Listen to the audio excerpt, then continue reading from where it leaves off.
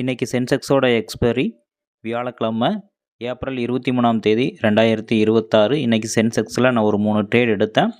இன்றைக்கி சென்செக்ஸ் பொறுத்த வரைக்கும் ஃபஸ்ட்டு கால் சைடில் ஒரு மூவ்மெண்ட் ஆச்சு, அதுக்கப்புறமா புட் சைடில் மூவ்மெண்ட் ஆச்சு.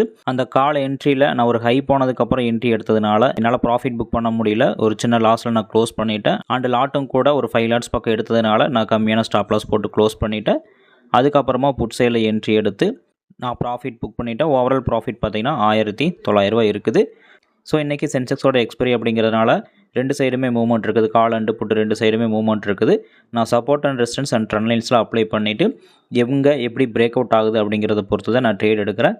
ஸோ இதை பற்றி நீங்கள் டீட்டெயிலாக தெரிஞ்சுக்கணும் அப்படின்னா நம்முடைய சேனலில் வந்து ட்ரெண்ட் லைன் பற்றி, சப்போர்ட் அண்ட் ரெசிஸ்டன்ஸ் பற்றி வீடியோ போட்டிருக்கேன். அந்த வீடியோஸ் நீங்கள் பார்க்குறது மூலமாக நம்ம எங்கே எப்படி ட்ரேட் எடுக்கிறோம் அப்படின்றத நீங்கள் டீட்டெயிலாக தெரிஞ்சுக்க முடியும். இந்த இடத்துல பார்த்தீங்கன்னா தெரியும், மார்க்கெட் ஓப்பனிங்கில் வந்து கால் சைடில் மூவ்மெண்ட் ஆச்சு. ஸோ இங்கே தான் ஒரு கால் என்ட்ரி எடுத்தேன். அதுக்கப்புறமா இந்த ஒரு ஏரியாவில் வந்து ப்ரீவியஸ் சப்போர்ட் வந்து இங்கே ரெசிஸ்டன்ட் ரியாக்ட் பண்ணி அதுக்கப்புறமா கேண்டில் டவுன் சைடில் மூவ்மெண்ட் ஆகும்.